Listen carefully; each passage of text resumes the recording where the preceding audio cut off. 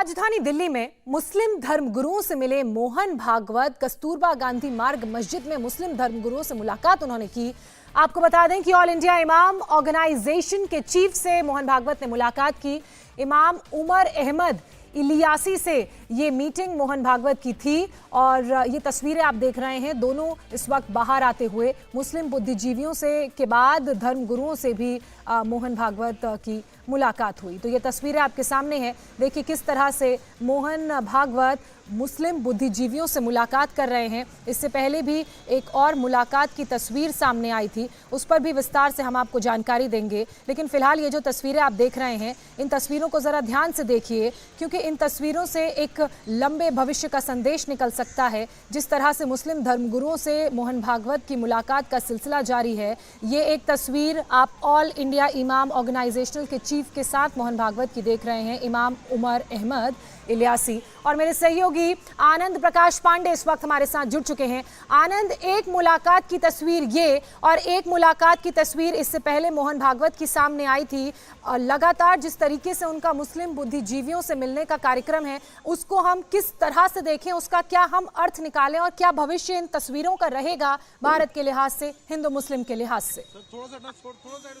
जी देखिए, पिछले कई सालों से और आरएसएस जो है वो मुस्लिम आउटरीच के कार्यक्रम चला रहा। मकसद यही है कि जो समाज में, जो दोनों समुदायों में, हिंदू मुस्लिम समुदाय में जो दूरियां आ गई है या जो सद्भाव की कमी हो गई, जो सांप्रदायिक सौहार्द जो बिगड़ रहा है, कोई भी इशू होता है तो दोनों समुदाय के लोग आमने सामने हो जाते हैं। तो ऐसे में कैसे इन दूरियों को कम किया जाए ताकि देश प्रगति कर सके, और इसी की कोशिश में मोहन भागवत लगे हुए हैं। और आपको याद होगा कि अभी ठीक एक महीने पहले यानी कि 22 अगस्त को उन्होंने कुछ और मुस्लिम बुद्धिजीवियों से मुलाकात की थी, जिसमें पूर्व मुख्य चुनाव आयुक्त एसवाई कुरैशी थे, दिल्ली के पूर्व उपराज्यपाल थे, समेत तमाम लोगों से मुलाकात की। इसके पहले उन्होंने मुंबई में भी मुस्लिम इंटेलेक्चुअल्स से मुलाकात की थी एक होटल में। और आपको याद होगा कि महमूद मदनी जो कि जमीयत उलमा हिंद के, वो भी संघ मुख्यालय 2019 गए थे और उन्होंने अरशद मदनी से भी मुलाकात कर चुके हैं। बहरहाल बहुत शुक्रिया आनंद इन तमाम जानकारी के लिए और विस्तार से इन तस्वीरों को समझाने के लिए। तस्वीरों में आपने देखा कैसे एक तरफ देश में कट्टरपंथी संगठनों के खिलाफ बड़ा एक्शन हो रहा है, जिसकी लगातार हम आपको जानकारी दे रहे हैं, तस्वीरें दिखा रहे हैं। टारगेट पर पीएफआई है, तो वहीं दूसरी तरफ आरएसएस की मुस्लिम इंटेलेक्चुअल्स के साथ मुलाकातों और नजदीकियों का सिलसिला भी बढ़ रहा है। मोहन भागवत ने पिछले दिनों मुस्लिम बुद्धिजीवियों से मुलाकात की और मुलाकात का सिलसिला आज भी जारी रहा। इससे पहले भागवत देश में मुसलमानों के सबसे बड़े संगठन जमीयत उलेमाए हिंद के मुखिया अरशद मदनी से भी मिल चुके हैं। मुंबई में मुस्लिम बुद्धिजीवियों से मिल चुके हैं। इन मुलाकातों से क्या निहितार्थ निकलने वाला है और पीएम मोदी के लिए भविष्य में इसका क्या महत्व रहेगा, वो समझने के लिए आप हमारी ये रिपोर्ट देखिए।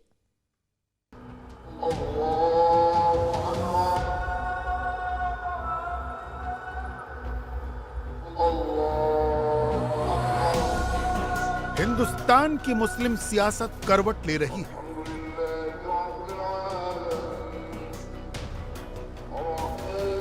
हिंदुस्तान का मुसलमान मुख्यधारा में आ रहा है।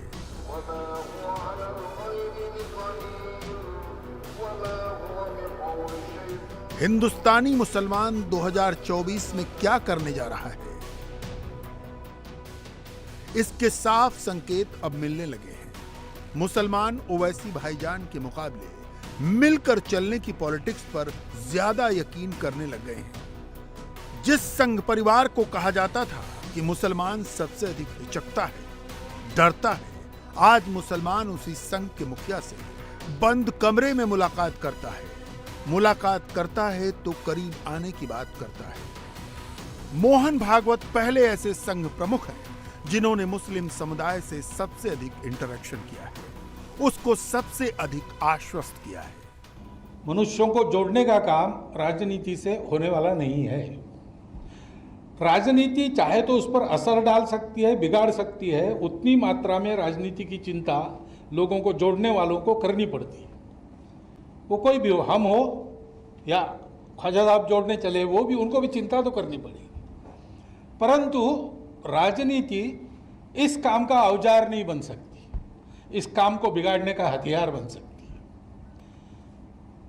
तो हिंदू मुसलमान एकता, हमारा तो विचार ऐसा है कि ये शब्द ही बड़ा भ्रामक है। ये दो है ही नहीं, एकता की बात क्या है? हम लोग एक है और हमारी एकता का आधार है, पहली बात है हमारी मातृभूमि। केवल हम इस पर रहते हैं, इस पर जन्मे इसलिए नहीं है, लेकिन ये मातृभूमि हमको हमारा ये स्वभाव देती है। सुजल सुफल मलय जो शीतल ये रही है परंपरा से, और इसलिए यहां कभी झगड़ा करने की जरूरत नहीं पड़ी। हम समान पूर्वजों के वंशज हैं। अब ये विज्ञान से भी सिद्ध हो चुका है। 40,000 साल पूर्व से हम भारत के सब लोगों का डीएनए, सब लोगों का निरपवाद डीएनए समान है।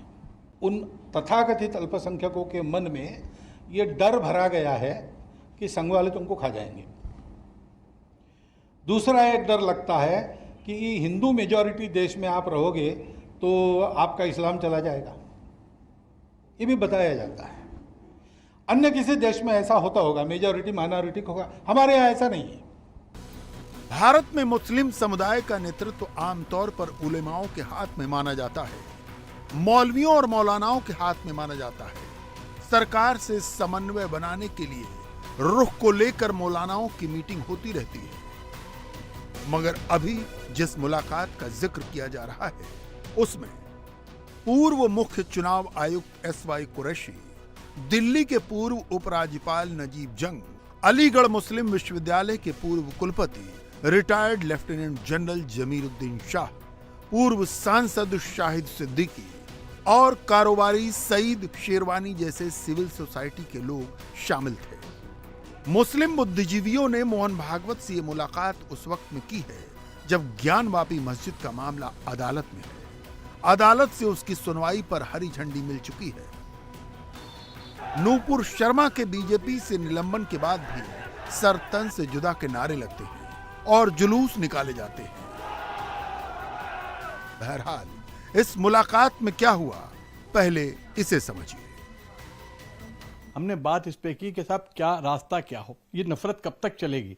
ये जो आग में तेल डाल रहे हैं कुछ लोग दोनों तरफ से, और माफ करें जो मीडिया इसको भड़काता है, उसको हम कब तक बर्दाश्त करेंगे। समाज इससे बिखर रहा है, तो समाज को बनाना, देश को बनाने के लिए हमें रास्ता तो ये तय हुआ कि हमें आगे मिलते रहना है और इस पे आगे बढ़ाना है। कुछ कॉमन ग्राउंड या कोई रास्ता समझ में आया कि इस पे आगे बढ़ना है? कॉमन ग्राउंड तो है, कॉमन ग्राउंड तो हमारा हमेशा से है। हिंदू मुसलमान के बीच हर जगह, शहर, हर गली मोहल्ले में कॉमन ग्राउंड है। कोई 99.99% चीज़ों पे सहमति है इस देश में, हिंदू और मुसलमान, सिख और ईसाई के बीच में।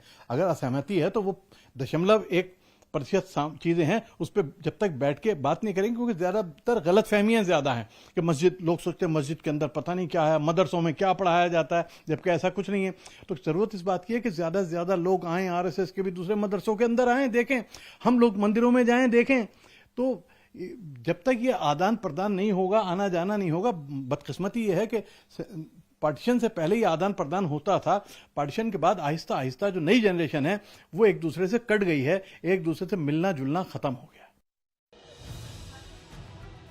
भागवत और मुस्लिम इंटेलेक्चुअल्स में इस बात पर एक राय थी कि सांप्रदायिक सद्भाव और सुलह को मजबूत किए बगैर देश विकास नहीं कर सकता। दोनों समुदायों के बीच मतभेदों और गलतफहमियों को दूर करने की जरूरत है। इसके लिए दोनों कम्युनिटी में इंटरेक्शन की एक योजना तैयार की गई है। हम ये समझना चाहें कि इस बैठक से क्या निचोड़ निकला, क्या आगे का रोड मैप निकला, क्या उम्मीद बढ़ी है, तो उस उम्मीद के बारे में हम जानना चाहेंगे।